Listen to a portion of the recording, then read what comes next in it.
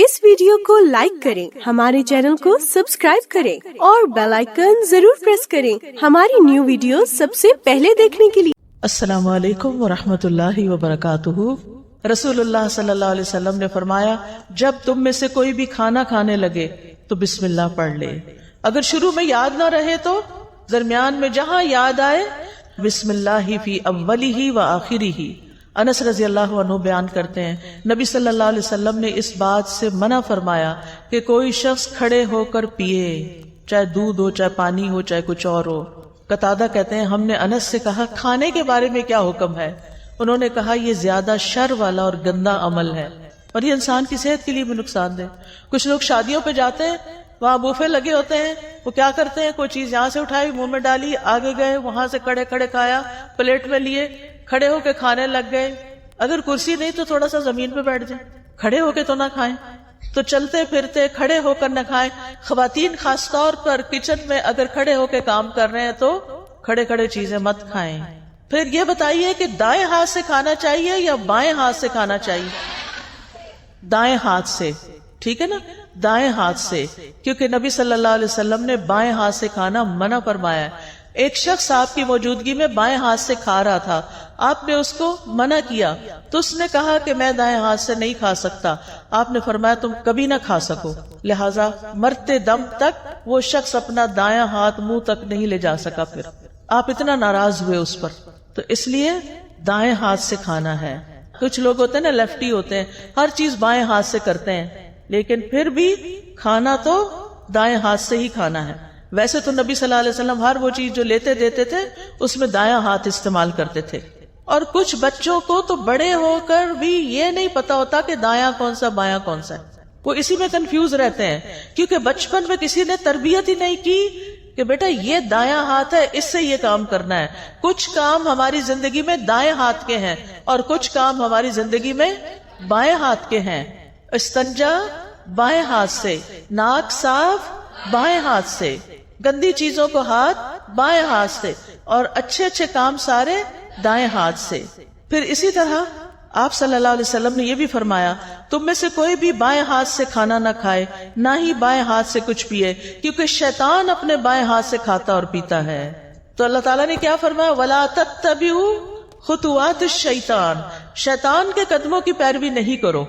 अच्छा, हो सकता है आप सोचे ये बातें तुम्हें पहले ही पता है, आप हमें फिर इसी पे दर्स क्यों दे रही हैं? अगर आपको पता है ना तो इनकी पाबंदी भी करनी है। नंबर 1 अमल करना है। नंबर 2 आप या तो माएं बन चुकी हैं या आइंदा की माएं हैं, आपने बचपन से अपने बच्चों की तरबियत ये करनी है कि उन्होंने दायां हाथ ही इस्तेमाल करना है। खड़े होकर नहीं खाना, बिस्मिल्लाह पढ़ के खाना है, अपने सामने से खाना है।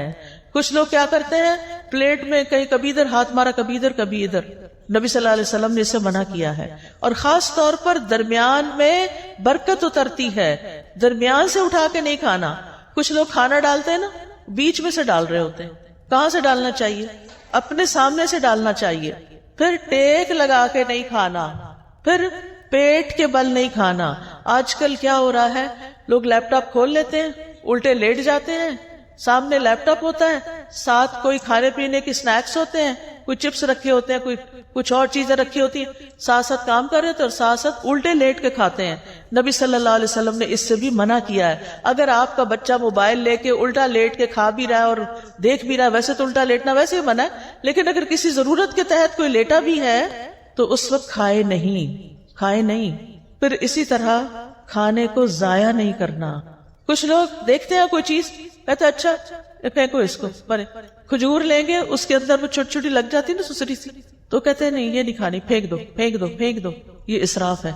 नबी सल्लल्लाहु अलैहि वसल्लम की सुन्नत क्या है, आपके सामने पुरानी खजूर पेश की गई, आपने खोल के अच्छी तरह जायजा लिया, सुसरियां निकाली, साफ किया और बाकी खा ली। अगर कोई लुकमा जमीन पे गिर जाता था तो आप क्या करते थे, उठा के फेंक दो? नहीं, बल्कि उसको साफ करके खा लेते थे। नबी सल्लल्लाहु अलैहि वसल्लम ने फरमाया, शैतान तुम में से हर एक आदमी के पास उसके हर काम के वक्त मौजूद रहता है, यहाँ तक के खाने के वक्त भी। लिहाजा जब तुम में से किसी का लुकमा गिर जाए तो चाहिए कि उसको खा ले साफ करके और उसे शैतान के लिए ना छोड़े। खाने के बाद बर्तन को क्या करना चाहिए, साफ करना चाहिए। हम पहले बेसोचे समझे बर्तन بھر لیتے ہیں، خاص طور پہ شادیوں میں. توجہ سے سنیے یہ بات، بڑی سخت تکلیف ہوتی ہے جب لوگ شادیوں پہ جاتے ہیں اور پلیٹوں کے اندر چھوٹے چھوٹے ٹیلے بنا لیتے ہیں کھانا ڈال ڈال کے، اور پھر 2-4 لقمے کھاتے ہیں، کوئی چھوٹے بچے کو ساتھ کھلایا اور باقی ساری کی ساری پلیٹ واپس. اس کا حساب کون دے گا؟ پہلے تھوڑا ڈال کے چکھ لیں کہ آپ کے حساب سے نمک پورا ہے یا نہیں، اور اگر پہلی دفعہ میں آپ کو ٹھیک لگتا ہے تو بس پھر دوبارہ اتنا ڈالیں جتنا آپ کو بھوک ہے کھانا ہے. کھانا زیادہ نہیں ڈالنا، نہ گھر میں، نہ شادیوں میں، پارٹیوں میں، نہ کسی کے گھر، کیونکہ وہاں انسان سوچتا ہے میرا کیا جاتا ہے، مجھے تو کوئی نقصان نہیں. اور کتنا کھانا ضائع ہوتا ہے. اور آپ کو پتا ہے کہ آپ ہی کے شہر میں کتنے لوگ رات کو بھوکے سوتے ہوں گے، آپ نے ان کے حصے کا بھی منگا کے پکا کے ضائع کر کے بنوں میں پھینک دیا. تو کھانے کے بعد برتن صاف کرنا ہے. اگر کسی وجہ سے بعض اوقات اندازہ نہیں ہوتا، کچھ چیزیں ایسی ہوتی ہیں ان کو کھا کے جلدی پیٹ بھر جاتا ہے، تو پھر اس کھانے کو الگ نکال لیں. اگر کوئی بلی وغیرہ ہے اس کو ڈال دیں، اگر کوئی چاول وغیرہ ہے اپنے گھر میں ایک ایسی کنالی رکھ دیں، کوئی ایسی ڈش رکھ دیں کہ جس میں بچا ہوا کھانا جا کے ڈال دیں. پرندے آئیں گے وہ کھا کے چلے جائیں گے، آپ کو ثواب ملے گا. میں تو جب روٹی خود بناتی تھی تو پیڑے کا آٹا ہوتا ہے نا، وہ اگر ہاتھوں کو لگ جاتا تھا تو میں اس کے لیے الگ برتن رکھتی تھی، اور صبح سے رات تک جتنی بھی اس کے اندر ہاتھ سے اترا ہوا آٹا جمع ہوتا تھا وہ شام تک چھوٹی چھوٹی سوئیاں بن جاتا تھا سوکھ کے، پھر میں اس کو چڑیا کو ڈال آتی تھی. کیونکہ ذرے کا بھی وزن ہوگا نا قیامت کے دن، کے نہیں ذرے کا وزن ہے نا. فَمَن يَعْمَلْ مِثْقَالَ ذَرَّةٍ خَيْرًا يَرَهُ وَمَن يَعْمَلْ مِثْقَالَ ذَرَّةٍ شَرًّا يَرَهُ. شر کیا ہے؟ ضائع کرنا. خیر کیا ہے؟ کسی کے فائدے میں لے آنا. اور مجھے امید ہے کہ آپ پرندوں وغیرہ کے لیے پانی بھی رکھتے ہوں گے. آج کل آپ دیکھیں بارشیں نہیں ہو رہی، سخت گرمی میں بھی پانی ڈالیں، لیکن سردی میں بھی پانی رکھیں. کبھی راستے میں دیکھتے ہو نا پرندوں وغیرہ کو، میں سوچتی کہیں پانی نظر نہیں آ رہا، پتہ نہیں کہاں سے پیتے ہیں بیچارے، ان کو بھی پیاس لگتی ہوگی. تو آج کل بھی کچھ نہ کچھ پانی، یعنی برتن بنا چھوڑے گھر میں. اگر آپ کا چھوٹا سا بھی گھر ہے، کھڑکی کے باہر بھی چھوٹی سی جگہ ہے تو وہاں ایک چھوٹی سی کوئی چیز لگا دیں، لیکن اپنے ساتھ دوسروں کا بھی خیال رکھیں. پھر اسی طرح صحت کو فائدہ دینے والی غذا کھائیں اور وہ چیزیں چھوڑ دیں جو صحت کو نقصان دیتی ہیں. ام منذر کہتی ہیں رسول اللہ صلی اللہ علیہ وسلم میرے گھر تشریف لائے، آپ کے ساتھ علی رضی اللہ عنہ بھی تھے، اور علی رضی اللہ عنہ بیماری سے اٹھے تھے، کمزور تھے. ہمارے ہاں کھجوروں کے خوشے لٹک رہے تھے، تو رسول اللہ صلی اللہ علیہ وسلم اٹھے اور ان سے کھانے لگے، اور حضرت علی بھی کھانے کے لیے اٹھے تو رسول اللہ صلی اللہ علیہ وسلم نے ان سے فرمایا رک جاؤ، ابھی تم کمزور ہو. چنانچہ وہ رک گئے، ان کو پرہیز بتایا آپ نے. ام منذر کہتی ہیں میں نے جو اور چکندر پکائے ہوئے تھے وہ آپ کی خدمت میں پیش کیے، تو آپ نے فرمایا اے علی یہ لے لو، یہ تمہارے لیے زیادہ فائدے کی چیز ہے. کھانا کھا کے کیا کرنا چاہیے، شکر کیسے کرنا چاہیے؟ اس میں آپ دیکھیں سب سے پہلی دعائیں کون سی ہیں؟ کھانا کھانے کے بعد کی دعائیں. ایک نہیں کئی دعائیں ہیں. آپ نے پتہ کیا کرنا ہے؟ ان دعاؤں کو، اس پیپر کو اس میں سے الگ کر کے آپ نے اپنے کچن میں جہاں کھانا کھاتے ہیں یا ڈائننگ ہال میں یا پھر جہاں بھی آپ ہوتے ہیں وہاں یہ لگا لیں اور دیکھ کے پڑھنا شروع کریں اور ایک ایک یاد کرنا شروع کریں تاکہ کھانے کے بعد پڑھ کے آپ اٹھیں. ٹھیک ہے انشاءاللہ. اور اس سے آپ کو انشاءاللہ بہت ثواب ہوگا، اور یہ شکر ادا کرنے کا ایک طریقہ ہے. مثال کے طور پر آپ دیکھیں اللہم بارک لنا فیہ واطعمنا خیرا منہ. اے اللہ ہمیں اس کھانے میں برکت عطا فرما اور ہمیں اس سے بہتر کھلا. سبحان اللہ. ہر دفعہ کھانا کھا کے اگر آپ یہ دعا مانگتے ہیں کہ اللہ ہمیں اس سے بہتر عطا فرما تو کیا ہوگا؟ شکر ادا کرنے والے کو کیا ملتا ہے؟ بہتر ملتا ہے. پھر الحمدللہ الذی اطعم وسقا وصوغہ وجعل له مخرجا. تمام تعریفیں اللہ کے لیے ہیں جس نے کھلایا پلایا اور اسے جسم میں پیوست کیا، یعنی ہمارے جسم کا حصہ بنا اور اس کے نکلنے کی راہ بنا، یعنی جو ویسٹ تھا وہ بھی جسم سے نکل گیا. اور اسی طرح باقی دعائیں بھی ہیں. میں نے یہ دعائیں اپنے کچن میں لگائی ہوئی ہیں اور الحمدللہ پڑھنے میں بہت آسانی ہوتی ہے. پھر اس کے بعد کھانے پینے میں اسراف سے بچنا ہے. یہ بڑا اہم سبق ہے. اللہ سبحانہ وتعالی فرماتے ہیں یا بنی آدم خذوا زینتکم عند کل مسجد وکلوا واشربوا ولا تسرفوا انہ لا يحب المسرفین. اے آدم کی اولاد، ہر نماز کے وقت اپنی زینت لے لو، یعنی لباس میں نماز پڑھو، اور کھاؤ اور پیو اور حد سے نہ گزرو، بے شک وہ حد سے گزرنے والوں سے محبت نہیں رکھتا۔ اسراف کسی بھی چیز میں پسندیدہ نہیں، نہ لباس میں اور نہ کھانے پینے میں اور نہ کسی اور چیز میں۔ اسراف کیا ہے؟ نمبر 1، ضرورت سے زیادہ کھانا پینا۔ لوگوں کو اسراف کا مطلب نہیں پتا۔ ضرورت سے زیادہ کھانا پینا، کھانے کی ہرس، اور ایک وقت میں کئی چیزیں کھانا، یہ بھی کھا لو، وہ بھی کھا لو، وہ بھی شکلو، یہ بھی کھاؤ، یہ بھی کھاؤ۔ اس وقت تو پتہ نہیں چلتا، لیکن جب ہضم ہونے پہ آتا ہے تو پھر تکلیف شروع ہو جاتی ہے۔ نمبر 2، ان چیزوں میں حد سے زیادہ خرچ کرنا۔ ایک ہے ضرورت سے زیادہ کھانا اور دوسرا ضرورت سے زیادہ خرچ کرنا۔ مثلا آپ گروسری کے لیے گئے ہیں، آپ وہاں دیکھتے ہیں سجی ہوئی چیزیں ہیں، زبردست سبزی پڑی ہے اور زبردست چیزیں اور پیکنگز میں پڑی ہیں، آپ کہتے ہیں پتہ نہیں پھر کہا یہ بھی لے لو، یہ بھی لے لو، یہ بھی خرید لو، یہ بھی خرید لو، یہ بھی خرید لو۔ اب آپ دیکھیں مشکل کیا ہو گئی ہے کہ بڑے بڑے سٹورز بن گئے ہیں، بڑے بڑے مالز بن گئے ہیں۔ اگر آپ نے ایک سمپل چائے بھی لینی ہے تو پہلے زمانے میں کیا ہوتا تھا، چھوٹی سی کارنر پہ دکان ہوتی تھی، وہاں ایک ہی قسم کی یا زیادہ زیادہ 2 قسم کی چائے پڑی ہوتی تھی، اور آپ جو پیتے تھے وہی چائے دوبارہ کسی بچے کو بھی پیسے دے کے منگا لیتے تھے۔ اب کیا ہوتا ہے، آپ مال میں جاتے ہیں اور چائے کی اتنی قسمیں ہیں کہ آپ کہتے ہیں کہ اچھا یہ بھی آ گئی، یہ تو لگتا بہت اچھی ہوگی، چلو یہ بھی ٹرائی کر لیتے ہیں، وہ بھی، یہ بھی، وہ بھی، بہت ساری چائے خرید کے گھر لے آتے ہیں، طرح طرح۔ اب تو مجھے لگتا ہے ہر چیز کی چائے بن گئی ہے۔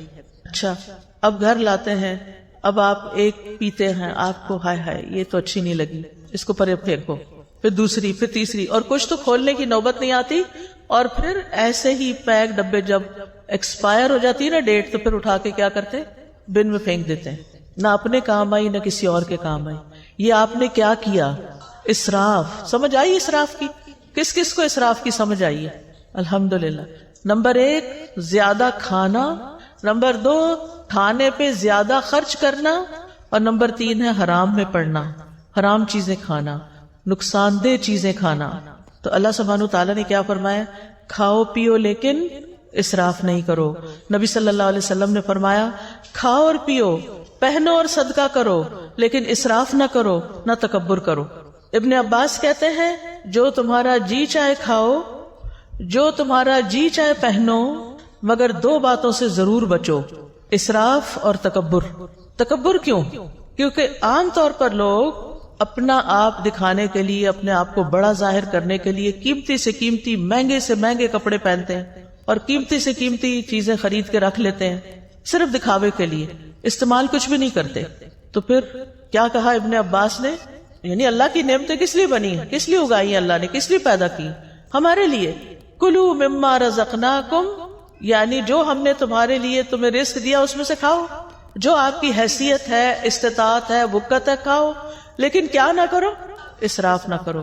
اور پہننا بھی جو تمہیں پسند ہے، اللہ تعالیٰ نے جو طریقے بتائے ہیں پہننے کے، ننگے نہیں ہونا، چست کپڑے نہیں پہننے، سی تھرو کپڑے نہیں پہننے، اور اسراف نہیں کرنا، یعنی اپنے لمٹس دیکھ کے خرچ کرنا ہے۔ اگر آپ کے والد کی تنخواہ ہی 1 لاکھ ہے مثلا، اور آپ اپنی شادی کا جوڑا بھی 1 لاکھ کا بنوا رہی ہیں، تو کیا یہ جائز ہوگا؟ یہ کیا ہوگا؟ اسراف ہوگا۔ اور جب ایسا نہیں ہوتا کہ وہ گھر میں افورڈ نہیں کر سکتے، تو وہ بیچارے کیا کرتے ہیں، پھر قرض اٹھاتے یا کسی سے صدقہ مانگتے ہیں کہ میری بیٹی کی شادی ہے مجھے مدد دو، اور بیٹی صاحبہ ایک دفعہ وہ جوڑا پہننے کے بعد دوبارہ کبھی نہیں پہنتی، اور سنبھال کے رکھتی ہیں، کسی اور کو بھی نہیں دیتی۔ کیا اس جوڑے کا حساب ہوگا؟ کیا اس کے بارے میں پوچھ ہوگی؟ اور تکبر کیا ہے کہ ایسا کپڑا پہنوں جو کسی نے نہ پہنا ہو، تاکہ میں سب سے بڑی، الگ، زیادہ خوبصورت نظر آؤں۔ اور پھر جب آپ دیکھتے ہیں کہ آپ کے کپڑے سب سے اچھے ہیں، تو پھر آپ اپنے آپ کو کیا سمجھنے لگتے ہیں کہ ہم بڑے عقل مند ہیں، ہم جیسا کوئی نہیں۔ یہ چیز بھی اللہ تعالیٰ کو پسند نہیں۔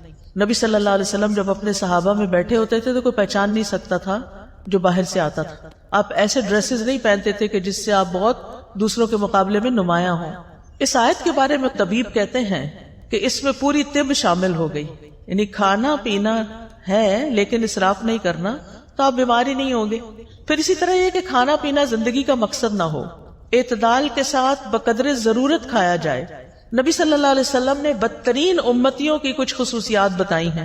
ہم سب اپنے بارے میں غور کریں کہ کہیں وہ ہم تو نہیں. بدترین امتی کون ہے؟ رسول اللہ صلی اللہ علیہ وسلم نے فرمایا ان قریب میری امت میں ایسے لوگ ہوں گے جو طرح طرح کے کھانے اور رنگ برنگے مشروب طلب کریں گے. طلب کا کیا مطلب ہوتا ہے؟ آرڈر کرنا. طرح طرح کے کھانے اور رنگ برنگے مشروب طلب کریں گے.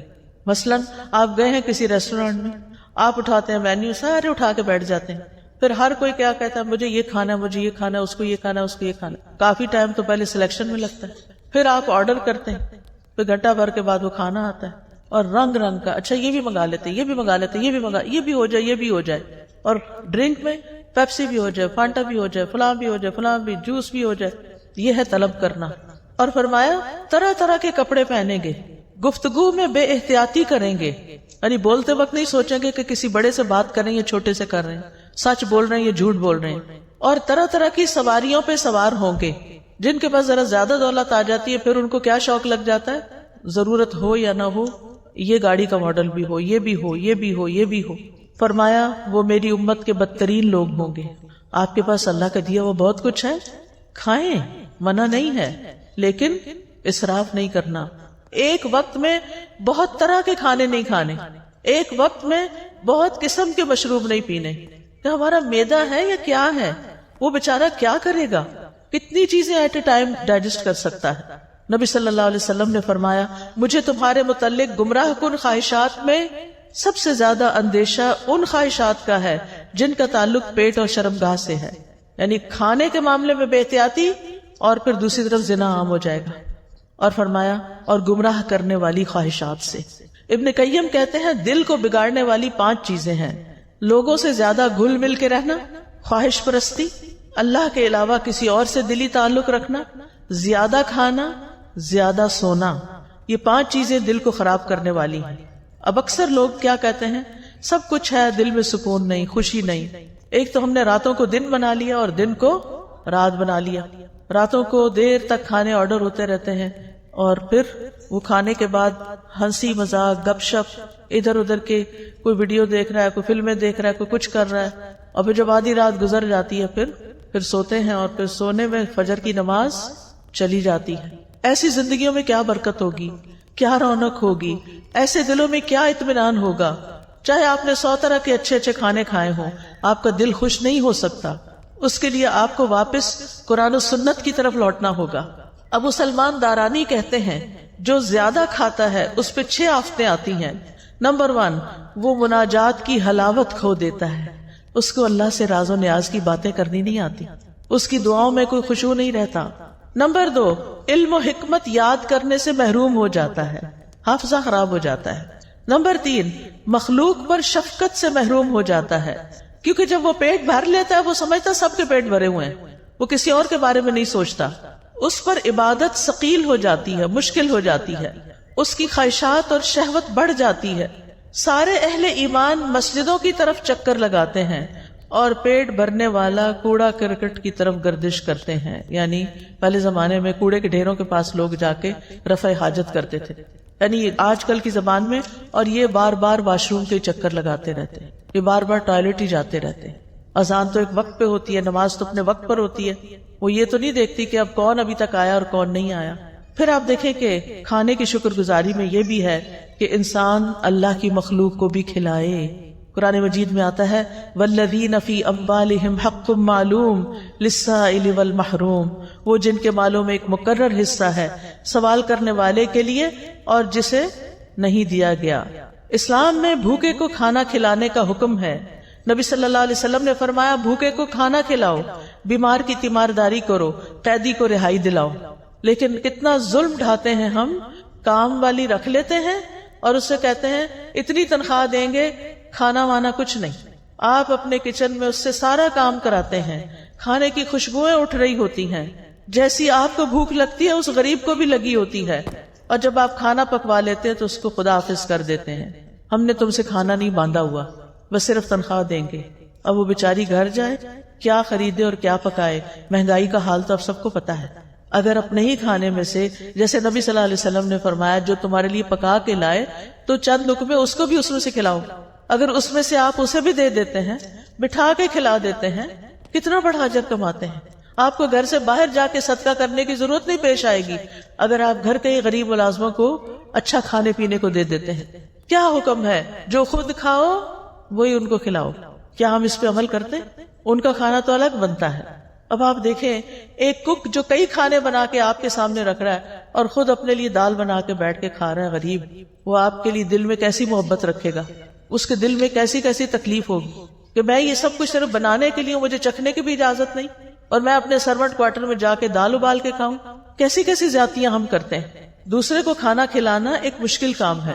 انسان کے دل کے اندر بخل ہے، لیکن یہ تو کرنا ہی ہے کیونکہ اس میں اجر بہت زیادہ ہے. یہ انبیاء کی صفت ہے.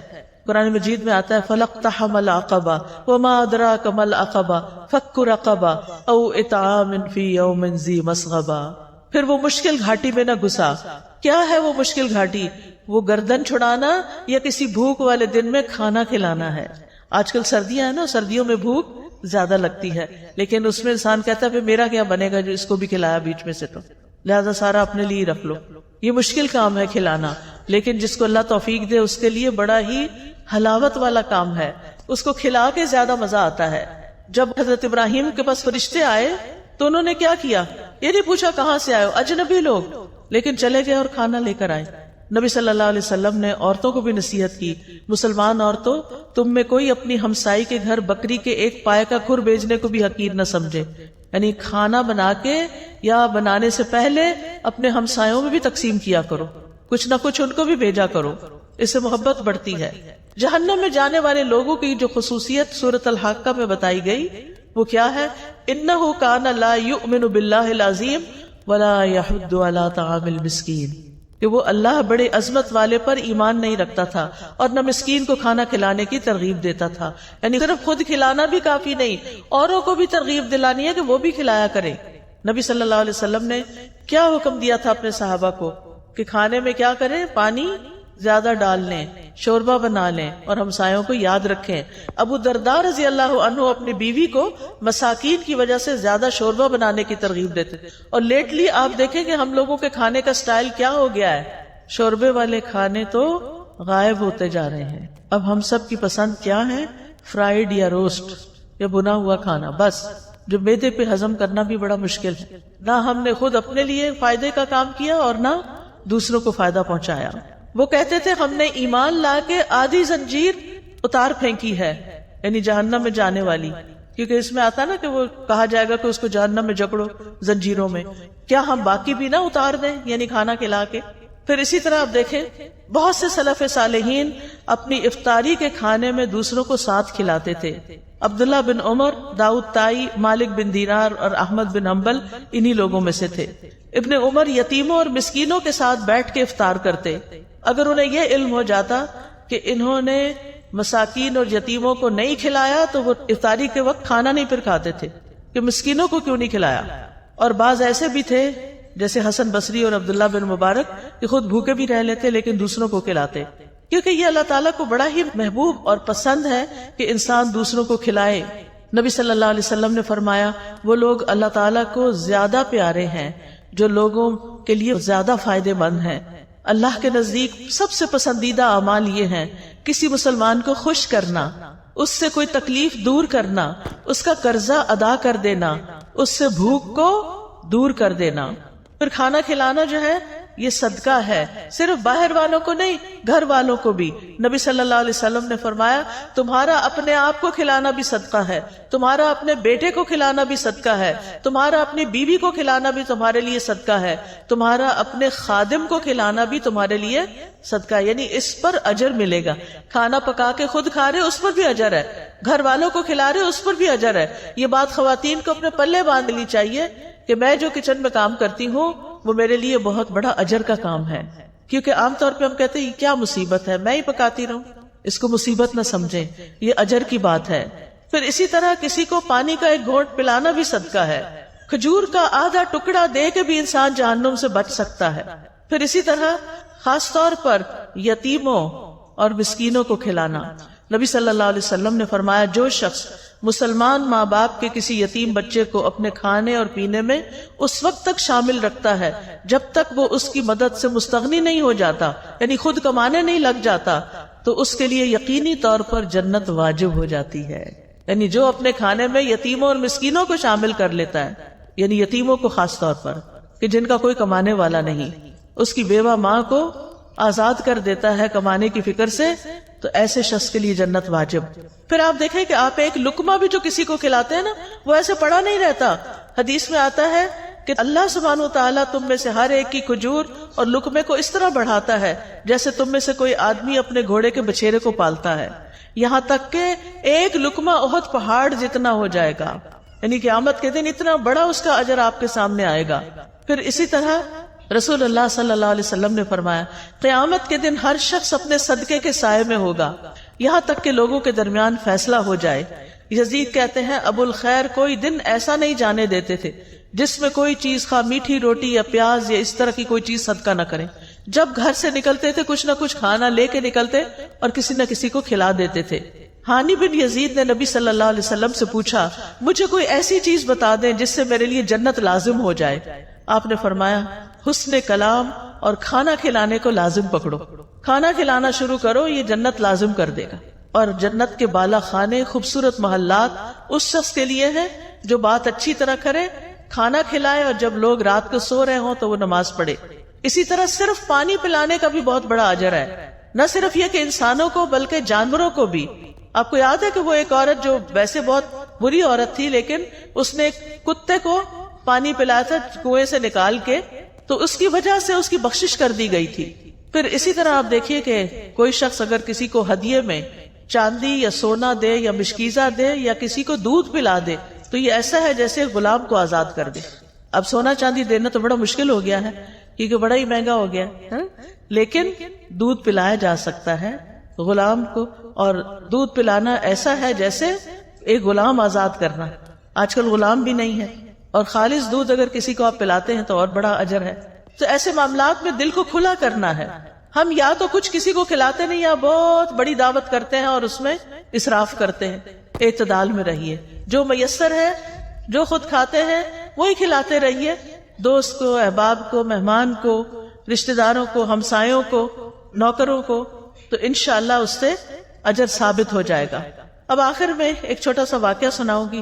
ایک حدیث ہے صحیح مسلم میں، مقداد رضی اللہ عنہ کہتے ہیں کہ میں اور میرے دو ساتھی اس وقت جب سخت بھوک لگی تھی ہمیں، اور بھوک کی وجہ سے نہ ہم سن پا رہے تھے نہ ہم دیکھ پا رہے تھے، یعنی ایسے لگ رہا تھا کہ ہم نے سننے دیکھنے کی قوت ہی چلی گئی، اتنی کمزوری ہو گئی بھوک کی وجہ سے۔ ہم خود کو رسول اللہ صلی اللہ علیہ وسلم کے صحابہ پہ پیش کرتے رہے کہ ان کو بتائیں کہ ہمیں بھوک لگی ہے، لیکن کوئی ہمیں بطور مہمان قبول کرنے پہ تیار نہ ہوا، ہو سکتا ہے ان کے اپنے گھر میں کچھ نہ ہو۔ پھر ہم نبی صلی اللہ علیہ وسلم کی خدمت میں حاضر ہوئے، آپ ہمیں اپنے گھر لے گئے، وہاں 3 بکریاں تھیں۔ نبی صلی اللہ علیہ وسلم نے فرمایا تم لوگ مشترکہ طور پر ہم سب کے لیے ان کا دودھ نکالا کرو، یعنی تم بھی پیو ہم بھی پیئیں گے، سب مل کے نکالو۔ ہم ان کا دودھ نکالتے اور ہر شخص اپنا حصہ پی لیتا، اور نبی صلی اللہ علیہ وسلم کے حصے کا دودھ اٹھا کے رکھ دیتے کہ جب آپ تشریف لائیں گے تو آپ بھی پی لیں گے۔ آپ رات کے وقت تشریف لاتے، سلام کرتے، کسی سوئے ہوئے کو نہ جگاتے اور جاگنے والے کو سلام سنا دیتے، یعنی آہستہ سے سلام بول دیتے۔ پھر آپ مسجد میں تشریف لاتے، نماز پڑھتے، پھر واپس آ کر اپنے حصے کا دودھ پیتے۔ رات کو آپ دودھ پیتے تھے۔ آپ رات کو تشریف لاتے کس طرح کہ جو سوئے ہوئے ہیں ان کو جگاتے نہیں تھے۔ ہمارے یہاں تو کیا ہوتا ہے کہ بیوی بیچاری تھک ہار کے سوئی بھی ہو، اب مرد خود بھی آتا ہے لیٹ اور پھر ساتھ 2-4 مہمان بھی لے آتا ہے اور کہتا ہے کہ اٹھو اب ان کو کھلاؤ، تو یہ زیادتی والی بات ہے، ایسے نہیں کرنا چاہیے۔ اگر مہمانوں کو لانا ہے تو پہلے سے بتائیں، اور پھر ان کا انتظام ایسے ہو کہ کسی سونے والے کو جگایا نہ جائے۔ پھر کہتے ہیں کہ ایک رات میرے پاس شیطان آ گیا، اس وقت میں اپنے حصے کا دودھ پی چکا تھا۔ اس نے کہا محمد صلی اللہ علیہ وسلم انصار کے پاس جاتے ہیں، وہ ان کو ہدیے اور تحفے دیتے ہیں اور آپ ان کے ہاں سے لے لیتے ہیں، اور یہ جو تھوڑا سا دودھ پڑا ہے رسول اللہ صلی اللہ علیہ وسلم کو اس کی کوئی ضرورت نہیں، یعنی خود ہی پی جاؤ۔ بعض اوقات ایسا ہوتا ہے نا کہ ہمیں کہا جاتا ہے یہ تمہارا اور فلاں کا، ہم پی لیتے ہیں، کھا لیتے ہیں اور کہتے ہیں اچھا پتہ نہیں وہ آئے گی کہ نہیں، وہ بھی کھا لو۔ یہی معاملہ ہوا یہاں، کہتے ہیں میں دودھ کے پاس گیا، وہ بھی دودھ پی لیا جو کس کے لیے رکھا ہوا تھا؟ رسول اللہ صلی اللہ علیہ وسلم کے لیے۔ اور جب وہ دودھ میرے پیٹ کے اندر چلا گیا اور مجھے یہ یقین ہو گیا کہ اب یہ واپس میں نہیں نکال سکتا، تو شیطان نے مجھے پریشان کرنا شروع کر دیا. کہتا ہے افسوس تم پر، تم نے یہ کیا کیا. یہ ہے شیطان، پہلے اس عمل کو خوشنما بنا دیتا ہے، جب کر لیتے ہیں تو پھر پریشان کرتا ہے کہ تم نے ٹھیک نہیں کیا، اور بے چینی لگا دیتا ہے. تم نے محمد صلی اللہ علیہ وسلم کا بھی حصہ پی لیا، اب وہ آئیں گے تو ان کو دودھ نہیں ملے گا، اور ہر صورت تمہارے خلاف بد دعا کریں گے، پھر تم ہلاک ہو جاؤ گے، تمہاری دنیا آخرت برباد ہو جائے گی. اب یہ شیطان یہ دل میں وسوسے ڈال رہا ہے، کس کے؟ ان صحابی کے، مقداد کے. وہ کہتے ہیں میرے جسم پر ایک چھوٹی سی چادر تھی، میں اگر پیروں پر ڈالتا تو سر باہر نکل آتا، سر پہ ڈالتا تو پیر باہر نکل جاتے، اور کیفیت یہ ہو گئی کہ مجھے نیند نہیں آ رہی تھی کہ میں یہ کیا کر آیا ہوں. اور رہے میرے ساتھی تو وہ تو سو رہے تھے اپنا اپنا حصہ پی کے، انہوں نے تو وہ کام ہی نہیں کیا جو میں نے کر لیا تھا. کہتے ہیں پھر نبی صلی اللہ علیہ وسلم تشریف لائے، اور آپ جس طرح سلام کرتے تھے اسی طرح سلام کیا. پھر آپ مسجد میں آئے، نماز پڑھی، پھر آپ دودھ کے پاس آئے، اس کا برتن کھولا تو اس میں کچھ بھی نہیں تھا، وہ تو پی لیا گیا تھا. آپ نے آسمان کی طرف سر اٹھایا تو میں نے دل میں کہا اب تو ضرور میرے خلاف بد دعا ہوگی اور میں ہلاک ہو جاؤں گا. شیطان ایسی بدگمانیاں بھی ڈالتا ہے، لیکن آپ نے دعا کی اللہم اطعمنی واسقی من سقانی، اللہ جو مجھے کھلائے اسے تو کھلا، اور جو مجھے پلائے تو اسے پلا. اتنی خوبصورت دعا. یہ سن کر وہ چادر سے باہر آ گئے کیونکہ جاگ ہی نہیں تھا، ان کو نیند نہیں آ رہی تھی مقداد کو، اور اسے جسم پر مضبوطی سے باندھ دیا. چھری لی اور بکریوں کی طرف چل پڑا کہ ان میں سے کون سب سے زیادہ فربا موٹی ہے، میں اس کو رسول اللہ صلی اللہ علیہ وسلم کے لیے ذبح کر دوں.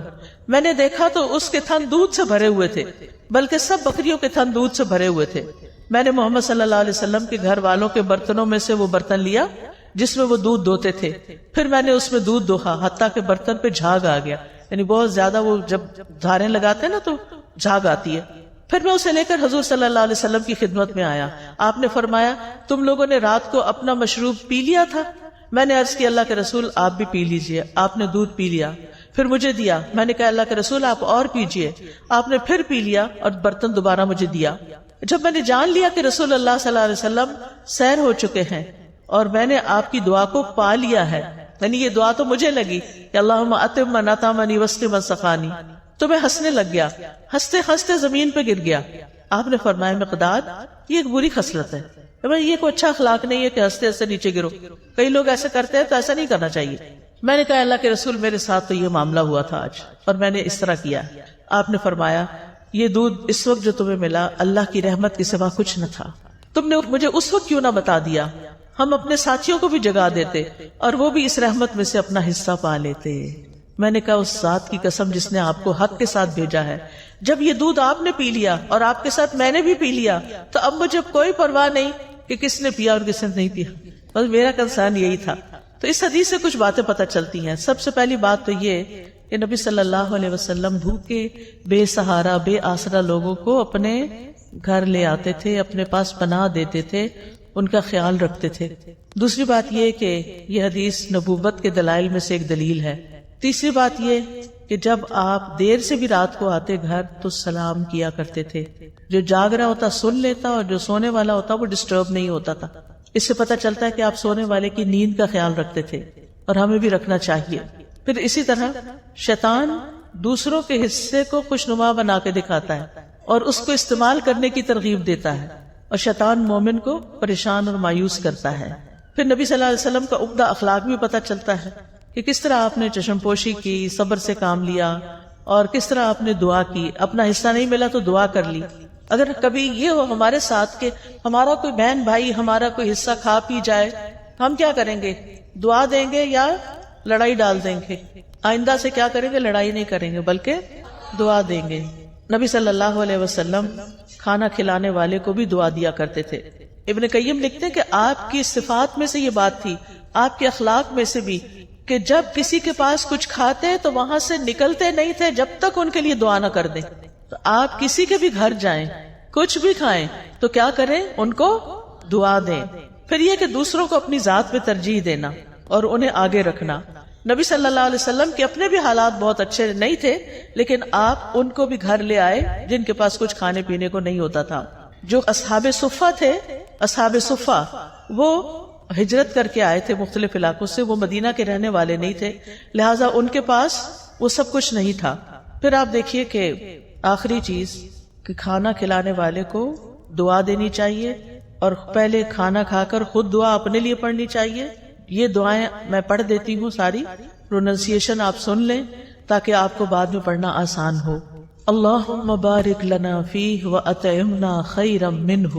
اے اللہ ہمیں اس کھانے میں برکت عطا فرما اور ہمیں اس سے بہتر کھلا. الحمدللہ الذی اطعم وسقا وسوغہ وجعل لہ مخرجا. تمام تعریفیں اللہ کے لیے ہیں جس نے کھلایا پلایا اور اسے جسم میں پیوست کیا اور اس کے نکلنے کی راہ بنائی. الحمدللہ کثیرا طیبا مبارکا فی غیر مکفی ولا مودع ولا مستغنی عنہ ربنا. سب تعریف اللہ کے لیے ہے جو پاکیزہ ہے، کثیر ہے، مبارک ہے. اس کھانے کو ہم کافی نہیں سمجھتے اور نہ اس کو چھوڑتے ہیں. اے ہمارے رب، نہ ہم اس سے بے پرواہ ہو سکتے ہیں. یعنی یہ نہیں کہ یہ آخری دفعہ ہے اور یہی کافی ہے، یہ کافی نہیں ہے، آئندہ بھی کھانا ہے ہمیں. اللہم اطعمت واسقیت واغنیت واقنیت وہدیت واحییت فلک الحمد علی ما اعطیت. اے اللہ تو نے ہی کھلایا، تو نے ہی پلایا، تو ہی غنی کرتا ہے، تو ہی فقیر کرتا ہے، تو نے ہدایت دی، تو نے ہی زندگی عطا فرمائی، بس جو تو نے عطا کیا اس پر تیری ہی تعریف ہے. پھر پچھلے سارے گناہوں کو معاف کرنے والی دعا ہے. رسول اللہ صلی اللہ علیہ وسلم نے فرمایا جو کھانا کھا کے یوں کہے الحمدللہ الذی اطعمنی ھذا ورزقنیہ من غیر حول منی ولا قوہ، اس اللہ کا شکر جس نے مجھے یہ کھانا کھلایا اور مجھے رزق عطا فرمایا جس میں میری قوت اور کوئی طاقت شامل نہیں.